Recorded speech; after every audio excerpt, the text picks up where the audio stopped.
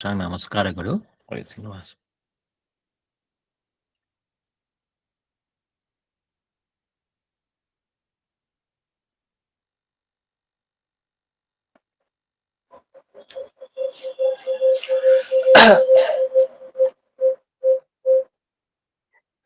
ಸುಮತಿಭಿರನುಮೇಜಂ ಶುಭ್ರಕಾಜಂ ಸಖಾಜಂ ಸುಖಮಜಮನಪಾಜಂ ಮುಕ್ತ್ಯುಪಾಜಂ ವಿಮಾಯಂ ನೃಹಜಮಹಮಮೇಯಂ ಧ್ಯೇಯಮಾಮ್ನಾಜಗೇಯಂ ಸದಜಮಸದಜೇಯಂ ಶ್ರೀಸಹಾಜಂ ಭಜೇಯಂ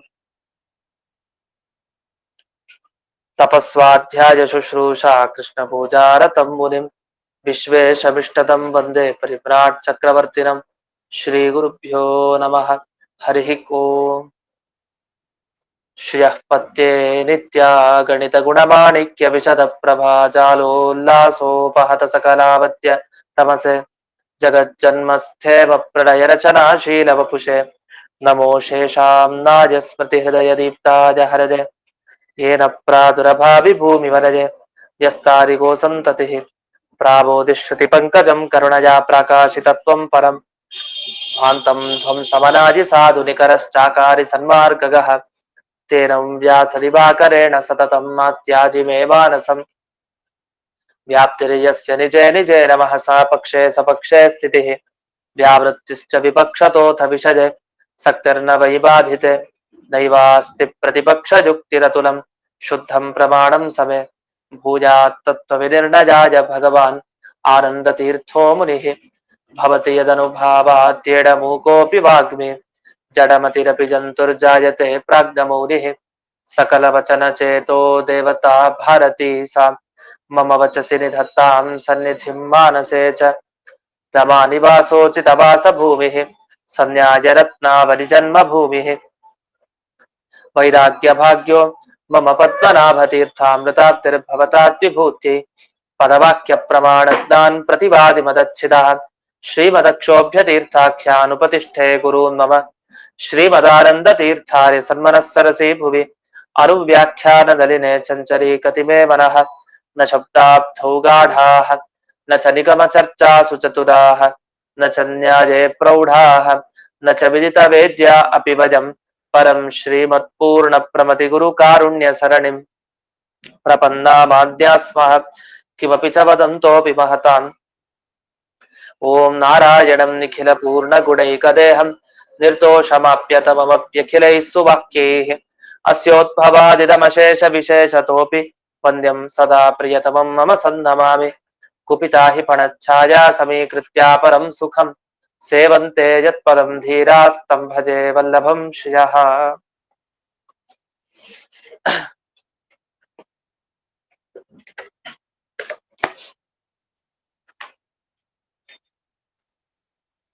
ಈಗ 133ನೆಯ ಸುಧಾಮೂಲ, ಅದರಲ್ಲಿ ಅಧಿಕರಣ ಸಿದ್ಧಾಂತ ಅಂತ ಒಂದರ ಬಗ್ಗೆ ಉಲ್ಲೇಖವನ್ನ ಮಾಡಿದ್ರು. ಅಧಿಕರಣ ಸಿದ್ಧಾಂತ ಅಂತ ಅಂದ್ರೆ ಸಿದ್ಧಾಂತಗಳ ಬಗ್ಗೆ ಪರಿಚಯ ನಾನು ಆಗಿದೆ. ಆ ಸಿದ್ಧಾಂತಗಳ ಪರಿಚಯ ಆಗ್ತಾ ಸಿದ್ಧಾಂತಗಳು ಎಷ್ಟು ತರಹ ಇದೆ ಅಂತ ಬಂದಾಗ ಅದಕ್ಕೆ ಅನೇಕ ರೀತಿ ಸಿದ್ಧಾಂತಗಳಿದೆ. ಅದರಲ್ಲೂ ವಿಶೇಷವಾಗಿ 4 ಪ್ರಕಾರವಾಗಿ ಸಿದ್ಧಾಂತಗಳಿದೆ. ಅದರಲ್ಲಿ ಅಧಿಕರಣ ಸಿದ್ಧಾಂತ ಅಂದ್ರೆ ಏನು ಅನ್ನುವ ಪರಿಚಯವನ್ನ ನೆನೆ ದಿವಸ ನೋಡಿದ್ವಿ. ಆನುಷಂಗಿಕ ಸಿದ್ಧಸ್ಯೈವ ಅಧಿಕರಣ ಸಿದ್ಧಾಂತತ್ವ ಅಂತ ಪರಿಮಳ ಟಿಪ್ಪಣಿಯಲ್ಲಿ ಕೊನೆಯ ವಾಕ್ಯ ಬಂದಿದೆ. ಕೊನೆಗೆ ಒಂದು ವಾಕ್ಯ ಬರೆದಿದ್ದಾರೆ, ಆನುಷಂಗಿಕ ಸಿದ್ಧಸ್ಯೈವ ಅಧಿಕರಣ ಸಿದ್ಧಾಂತತ್ವ. ಆನುಷಂಗಿಕ ಅಂದ್ರೆ ಅಪ್ರಧಾನ. ನಾವು ಒಂದು ಕೆಲಸ ಶುರು ಮಾಡ್ತೀವಿ, ಮುಖ್ಯ ಉದ್ದೇಶ ನಮ್ದು ಬೇರೆ ಇರುತ್ತೆ. ಆ ಉದ್ದೇಶ ಇಟ್ಕೊಂಡಾಗ ಜೊತೆಗೆ ಬೇರೆ ಬೇರೆದೆಲ್ಲ ಈಡೇರ್ತಾ ಇರುತ್ತೆ, ಅದು ಆನುಷಂಗಿಕ. ಈಗ ಸ್ವರ್ಗ ಬೇಕು ಅಂತ ಬಯಸ್ತಾನೊಬ್ಬ, ಸ್ವರ್ಗ ಬೇಕು ಅಂತ ಬಯಸಿದಾಗ ಇನ್ ಯಾವ್ಯಾವ ಅದರ ಕೆಳಗಿನ ಲೋಕ ಬೇಕೋ ಅದಕ್ಕೆಲ್ಲ ಹೋಗ್ಲೇಬೇಕು. ಯಾಕಂದ್ರೆ ಬಯಸಿದ ಸ್ವರ್ಗ ಬೇರೆ ಲೋಕಗಳನ್ನ ದಾಟ್ಕೊಳ್ದೇನೆ ಅವನು ಸ್ವರ್ಗಕ್ಕೆ ಹೋಗ್ಲಿಕ್ಕೆ ಸಾಧ್ಯ ಇಲ್ಲ, ಬೇರೆ ಲೋಕಗಳಿಗೆಲ್ಲ ಹೋಗೇ ಹೋಗ್ತಾನೆ. ಅದು ಆನುಷಂಗಿಕ. ವಾಸ್ತವಿಕ ಅದನ್ನ ಉದ್ದೇಶ ಮಾಡ್ಕೊಂಡು ಮಾಡ್ಲಿಲ್ಲ ನಾವು. ಹಾಗೆ ಮೋಕ್ಷ ಬೇಕು ಅಂತ ಬಯಸಿ ತಾನು ಕೆಲಸ ಪ್ರಾರಂಭ ಮಾಡ್ದ, ಅವ್ನಿಗೆ ಎಲ್ಲಾ ಸಿಗತ್ತೆ, ಏನೇನ್ ಫಲ ಬೇಕೋ ಅದೆಲ್ಲ ಸಿಗತ್ತೆ. ಯಾಕೆ ಮೋಕ್ಷ ಅನ್ನೋ ಒಂದು ದೊಡ್ಡ ಫಲ ಕಾಮನೆಯಿಂದ ಮಾಡಿದ್ಮೇಲೆ ಸಣ್ಣ ಪುಟ್ಟ ಫಲ ಎಲ್ಲ ಸಿಗ್ಲೇಬೇಕು, ಅದೆಲ್ಲ ಸಿಕ್ಬಿಡುತ್ತೆ. ಹಾಗಾದ್ರೆ ಪ್ರಧಾನವಾಗಿ ಯಾವುದನ್ನ ಉದ್ದೇಶಿಸಿಕೊಂಡು ಕಾರ್ಯವನ್ನ ಆರಂಭ ಮಾಡ್ತೀವೋ ಅದಕ್ಕೆ ಸಂಬಂಧಪಟ್ಟ ಇನ್ನು ಇತರ ಅಪ್ರಧಾನವಾದ ಅಮುಖ್ಯವಾದ ಯಾವ ಯಾವ ಪ್ರಯೋಜನಗಳಿದೆ ಅದು ಸಹಜವಾಗಿ ನಮಗೆ ಸಿಕ್ಕೇ ಸಿಗತ್ತೆ. ಅದೇ ತರ ಇಲ್ಲೂ ಪ್ರಧಾನವಾಗಿ ಒಂದು ವಿಷಯ ಹೇಳಲಿಕ್ಕೆ ಹೊರಟು ಈ ಅಹಿಕುಂಡಲಾಧಿಕರಣದಲ್ಲಿ. ಏನ್ ವಿಷಯ? ದೇವರಿಗೆ ಮತ್ತೆ ದೇವರ ಧರ್ಮಗಳಿಗೆ ಎಂದೆಂದಿಗೂ ಭೇದ ಅನ್ನೋದು ಇಲ್ಲವೇ ಇಲ್ಲ. ಎಂದಿಗೂ ಭೇದ ಇಲ್ಲ. ಭೇದ ವ್ಯವಹಾರ ಮಾಡ್ಬೋದು, ಅಂದ್ರೆ ಭೇದ ಇದ್ದಾಗ ಯಾವ ರೀತಿ ಮಾತಾಡ್ತೀವೋ ಹಾಗೆ ಮಾತುಗಳು ನಿಮ್ಗೆ ಶಾಸ್ತ್ರದಲ್ಲಿ ಕೇಳಿಸ್ಬೋದು. ದೇವರ ಗುಣ, ದೇವರ ಜ್ಞಾನ, ದೇವರ ಆನಂದ ಇದೆಲ್ಲ ಕೇಳಿಸ್ಬೋದು. ಆದ್ರೆ ನಿಜವಾಗಿ ದೇವರಿಗೂ ಮತ್ತೆ ದೇವರ ಗುಣಗಳಿಗೂ ಅಭೇದ, ಅದು ಒಂದೇ, ಎಂದಿಗೂ ಅದು ಬೇರೆ ಅಂತ ಆಗೋದಿಲ್ಲ. ಈ ಸಂದರ್ಭದಲ್ಲಿ ನಮಗೆ ಯಾದುಪತ್ಯ ಟಿಪ್ಪಣಿಯಲ್ಲಿ ಗಮನಿಸೋಣ. ಯಾದುಪತ್ಯ ಟಿಪ್ಪಣಿಯಲ್ಲಿ ಯಾವ ರೀತಿ ಈ ಭಾಗಕ್ಕೆ ವಿವರಣೆ ಮಾಡಿದ್ದಾರೆ ಅಂತ. ಮೊದಲನೇ ವಾಕ್ಯ, ಅಧಿಕರಣ ಸಿದ್ಧಾಂತತಯ ಇತಿ. ಅಧಿಕರಣ ಸಿದ್ಧಾಂತ ಅಂದ್ರೆ ಏನು? ಇದನ್ನು ಬರೆದಿಟ್ಕೊಳ್ಬೇಕು ನಾವು. ಅಂದ್ರೆ ಇದೆಲ್ಲ ವಿವರಣೆ ಮಾಡಿದ್ದಾರೆ ಚೆನ್ನಾಗಿ. ಈ ವಿವರಣೆ ಎಲ್ಲ ಮತ್ತೆ ಇನ್ನೆಲ್ಲೋ ಹುಡುಕೋದಕ್ಕಿಂತ ಇಲ್ಲಿ ಒಟ್ಟಿಗೆ ಮಾಡಿ ನಮಗೆ ತೋರಿಸಿದ್ದಾರೆ. ಪ್ರಕೃತ ವಿಚಾರ ಪ್ರಮೇಯ ಸಿದ್ಧೌ ತದ್ ಅನುಷಂಗೇಣ ಯಹ ಅರ್ಥ ಸಿದ್ಧ್ಯತಿ ಸಹ ಅಧಿಕರಣ ಸಿದ್ಧಾಂತ. ಸ್ಪಷ್ಟವಾಗಿ ಬರೆದ್ರು. ಏನು?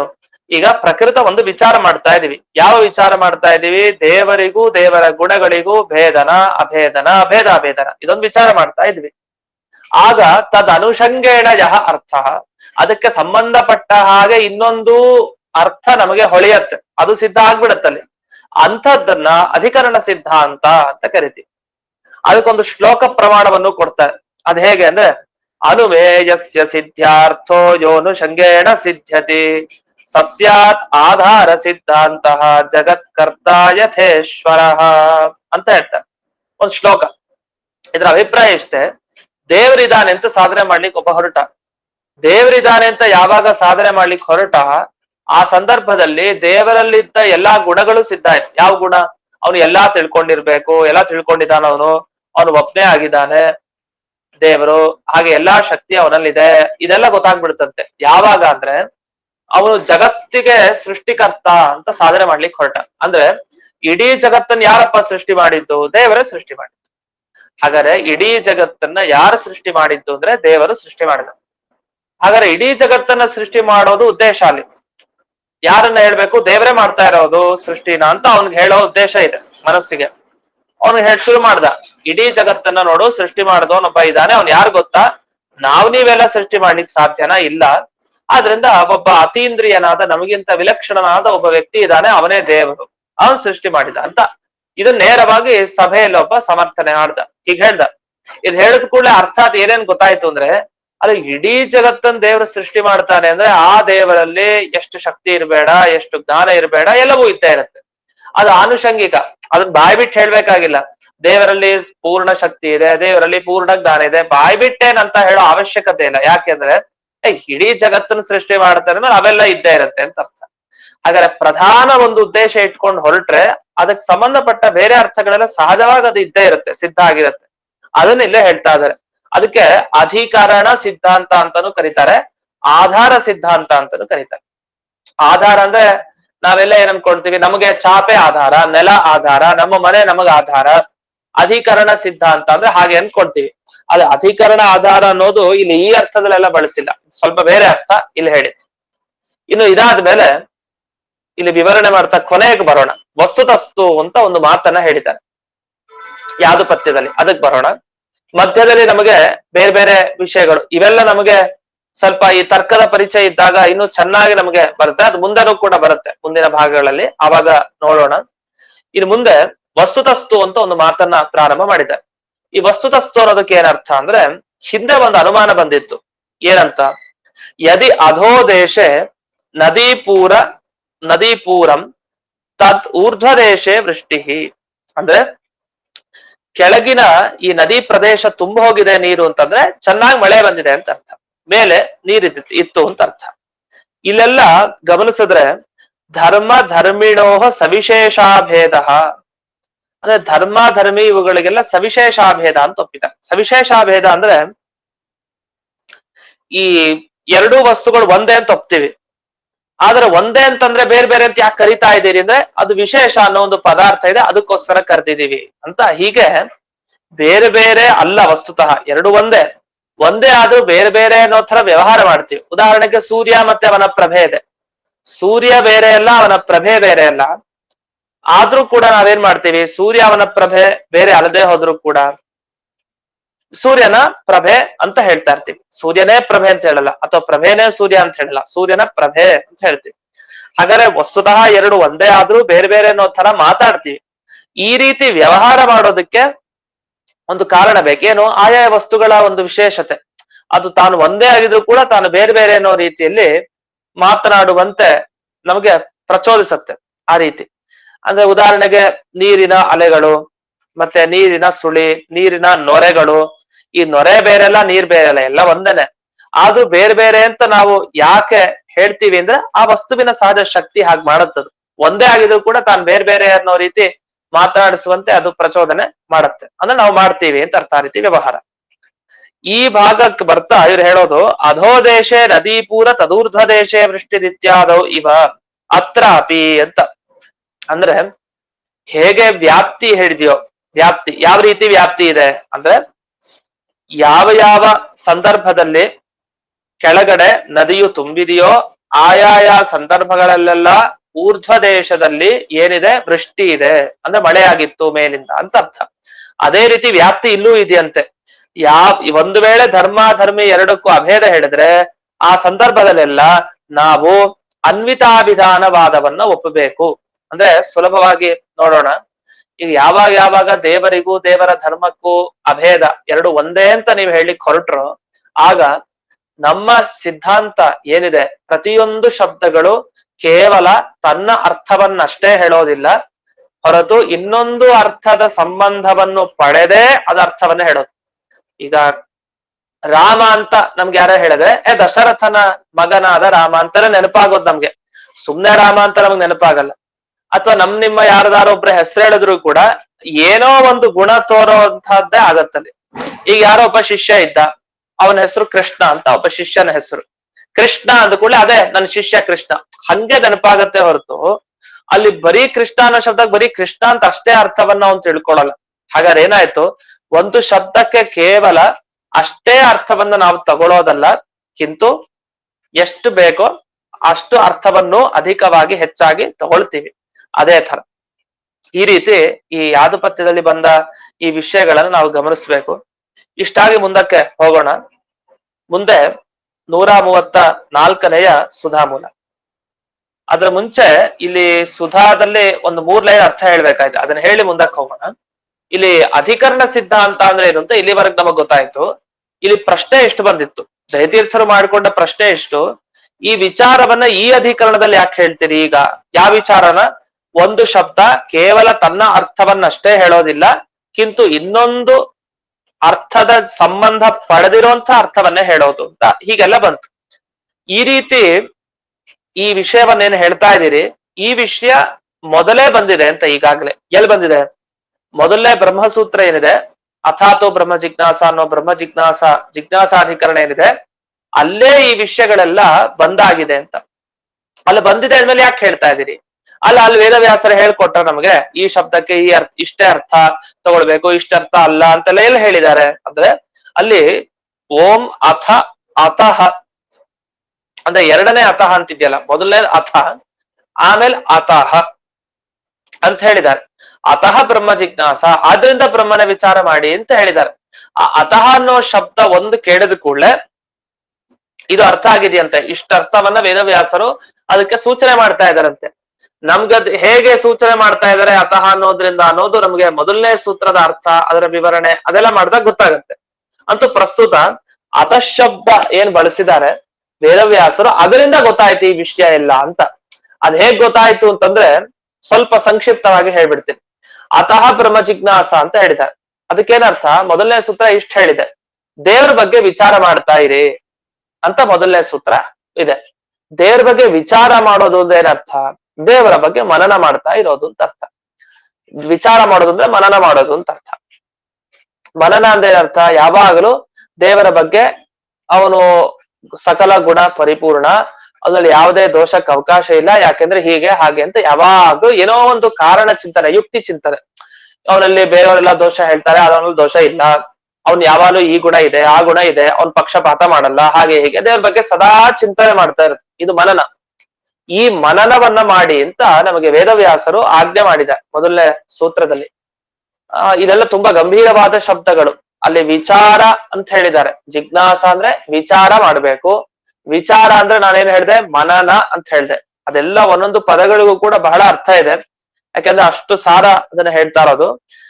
ವಿಚಾರ ಮನನ ಮಾಡಿ ಅಂತ ಹೇಳಿದ್ದಾರೆ ವೇದವ್ಯಾಸರು. ಮನನ ಮಾಡ್ಬೇಕು ಅಂದ್ರೆ ಭಗವಂತನ ಮನನ ಹೇಗ್ ಮಾಡ್ಲಿಕ್ಕೆ ಸಾಧ್ಯ, ಯೋಚನೆ ಮಾಡಿ. ಈಗ ದೇವರಲ್ಲಿ ಏನೋ ಗುಣ ಇಲ್ಲ ಅಂತ ಅನ್ಕೊಳ್ಳಿ. ಈ ಬ್ರಹ್ಮಸೂತ್ರದಲ್ಲಿ ಬರೆದ್ರು ಮೊದಲನೇ ಸೂತ್ರದಲ್ಲಿ ದೇವ್ರ ಬಗ್ಗೆ ವಿಚಾರ ಮಾಡಿ ಚೆನ್ನಾಗಿ ಮನನ ಮಾಡಿ ಅಂತ. ಅಲ್ಲ, ವಿಚಾರ ಮಾಡ್ಬೇಕು ಅಂದ್ರೆ ಅದ್ರಲ್ಲಿ ಗುಣ ಇದ್ರೆ ತಾನೇ ವಿಚಾರ ಮಾಡೋದು. ಗುಣಗಳು ಹೇಗಿದೆ? ಯಾಕಂದ್ರೆ ಅದ್ವೈತಿಗಳ ಪ್ರಕಾರ ಯಾವ ಗುಣನೂ ಇಲ್ಲ ದೇವರಲ್ಲಿ. ಏನೂ ಗುಣ ಇಲ್ದೇ ಇರೋ ಒಬ್ಬ ವ್ಯಕ್ತಿಯ ಬಗ್ಗೆ ವಿಚಾರ ಮಾಡ್ತಾ ಕೂಡ್ಲಿಕ್ಕಾಗತ್ತಾ? ಈಗ ಒಬ್ಬ ಕೆಟ್ಟವನೋ ಒಳ್ಳೆಯವನೋ ಏನೋ ಒಂದ್ ಆಗಿರ್ಬೇಕಲ್ಲ.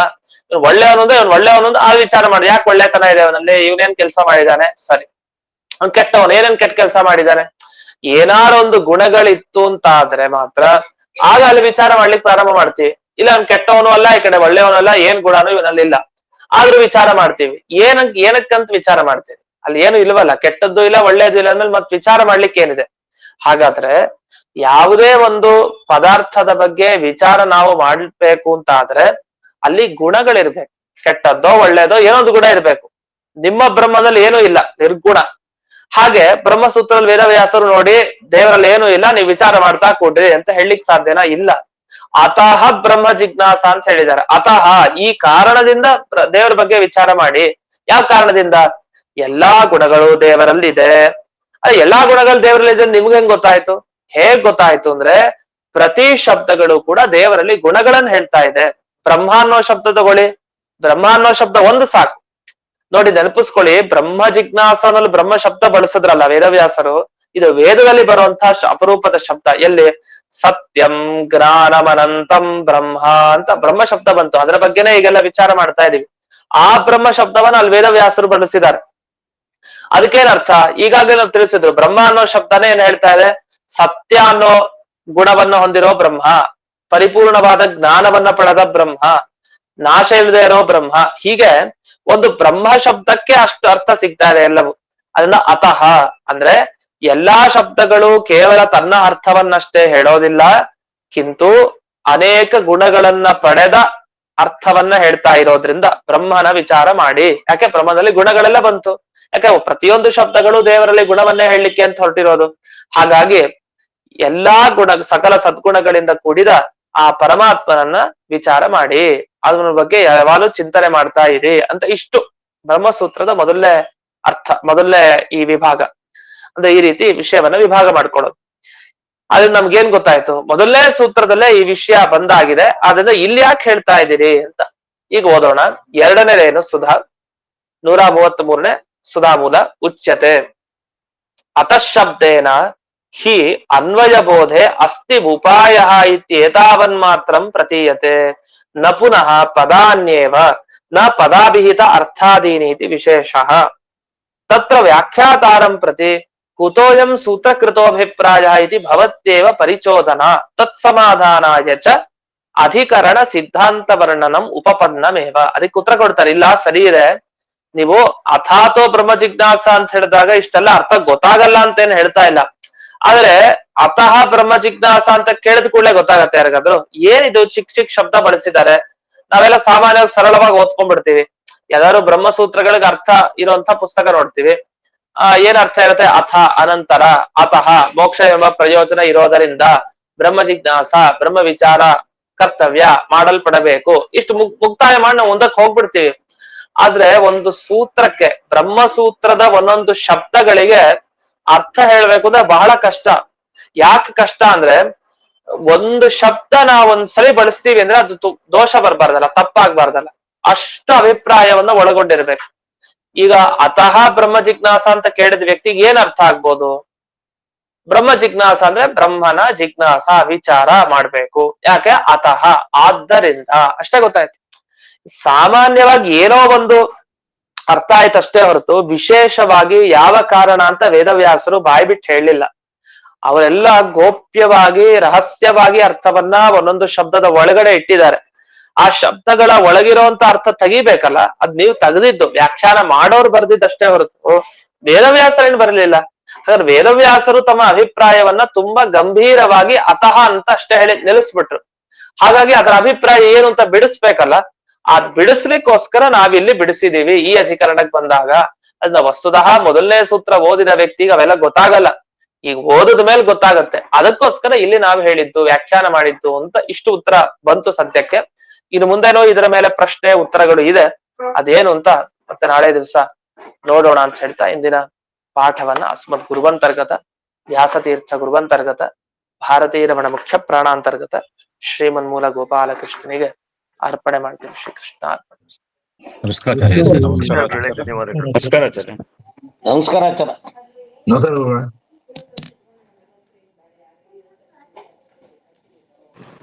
ನಮಸ್ಕಾರ ಸರ್.